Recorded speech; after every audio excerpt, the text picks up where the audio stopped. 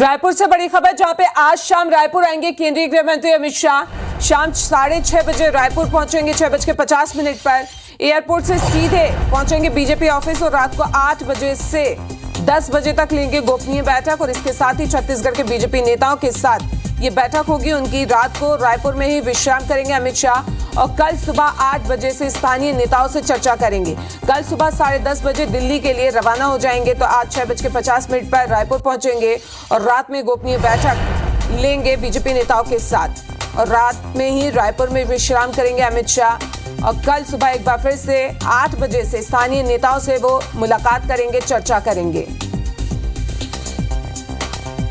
शाम 6:50 में रायपुर पहुंचे अमित शाह। बता दें कि एयरपोर्ट ले सीधे बीजेपी ऑफिस पर वह रवाना हो जाए और रात 8 बजे ले रात 10 बजे तक गोपनीय बैठक हो जाते।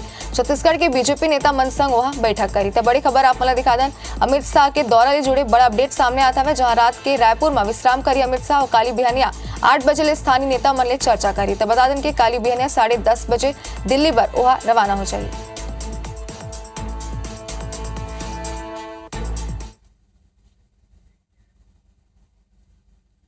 और रायपुर में बड़ी खबर दिखा दें, जहां 7 जुलाई के आई पीएम नरेंद्र मोदी जनता ला करोड़ों के सौगात दे जाई। बताए जाते कि कई विकास कार्य के सौगात दी और 268 करोड़ में रेल लाइन के उद्घाटन करी। बता दें कि इंडियन ऑयल के बाटलिंग प्लांट के घलोक वह भूमि पूजन करी। प्रधानमंत्री नरेंद्र मोदी IIIT के घलोक भूमि पूजन करी और पीएम मोदी संग 4 केंद्रीय मंत्री घलोक रायपुर आई।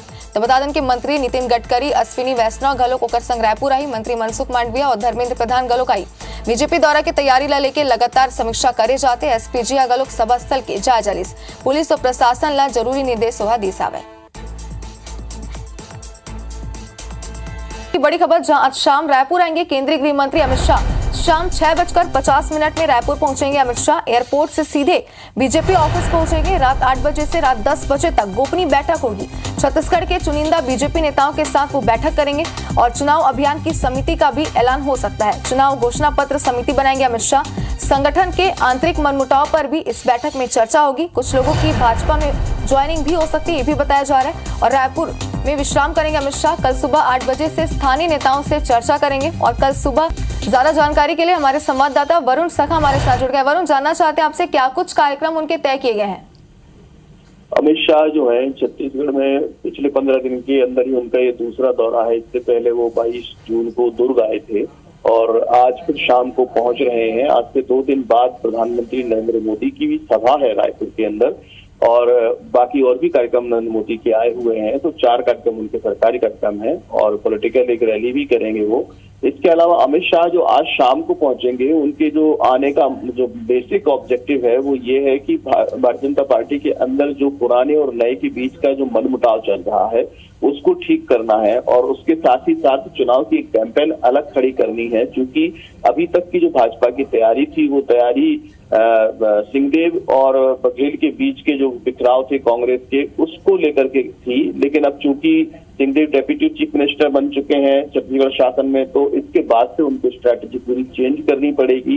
इस हिसाब से अमित शाह ने अब छत्तीसगढ़ के चुनाव को इस तरह से अपने हाथ में लेने का एक परोक्ष रूप से ये इशारा है। जो भी यहाँ के आंतरिक मनमुटाव है पार्टी के अंदर की भीतरी, उन सबको ये संदेश देने की कोशिश है कि अंततः छत्तीसगढ़ की जो भाजपा की राजनीति का जो केंद्रीय जो स्ट्रेटेजिकल जो नेतृत्व होगा वो अमित शाह करेंगे। एक तो पॉइंट ये है। दूसरा पॉइंट, इस बैठक में जो बहुत लंबे अरसे से, चूंकि जुलाई में पार्टी आ चुकी है और अभी तक भी इनकी चुनाव घोषणा पत्र समिति नहीं बनी है, चुनाव अभियान समिति नहीं बनी है, उसको कौन लीड करेगा ये तय नहीं हो पा रहा है। घोषणा पत्र की टीम में कौन कौन होंगे, किस तरह के मुद्दे रखे जाएंगे और उसका पैटर्न क्या होगा, ये नहीं रखा गया है। अभी तक ये सब चीजें तय नहीं हुई है। क्योंकि इलेक्शन की जो डेट्स है वो सितंबर लास्ट वीक में प्रोबेबली संभवतः जो है चुनाव आयोग घोषणा कर देगा। ऐसी स्थिति में कुल मिलाकर के 88-87 दिनों का वक्त बचा हुआ है। और पार्टी ने अभी तक ये बड़ी समितियां होती हैं किसी भी राजनीति में, चुनाव की समिति और घोषणा पत्र समितियां, उनको काम करने का तरीका भी अलग होता है। घोषणा पत्र भी भाजपा अब कुछ ऐसा नहीं देना चाहती जो सिर्फ टेबल्स पर बनाकर जारी कर दिया जाए। वो भी इसमें एक पूरा घोषणा पत्र का एक पूरा राजनीतिक वो उसका इस्तेमाल करना चाहती है, उसके बनाने के तौर तरीकों को इस्तेमाल करना चाहती है कि 1 से 2 महीने तक घोषणा पत्र बनाने की कवायद हो, उसको भरपूर मीडिया में कवरेज मिले, लोगों की पार्टिसिपेशन हो, घोषणा पत्र बनाने के दौरान हर व्यक्ति को ऐसा लगे कि मेरी बात को भी रखा गया है। ये प्रयास घोषणा पत्र में भाजपा इस बार करना चाहती है। इसके लिए जरूरी है कि टीम अभी से बन जानी चाहिए थी। तो अमित शाह के जो बेसिक ऑब्जेक्टिव हैं उनमें 3 ऑब्जेक्टिव हैं। इनके आंतरिक मनमुटाव पर बात करेंगे, घोषणा पत्र समिति के पूरे प्रारूप पर बात करेंगे और चुनाव अभियान समिति के प्रारूप पर बात करेंगे। बिल्कुल, चुनावी साल है छत्तीसगढ़ में, इस लिहाज से बेहद महत्वपूर्ण अमित शाह का दौरा माना जा रहा है। बहुत बहुत शुक्रिया तमाम जानकारी के लिए।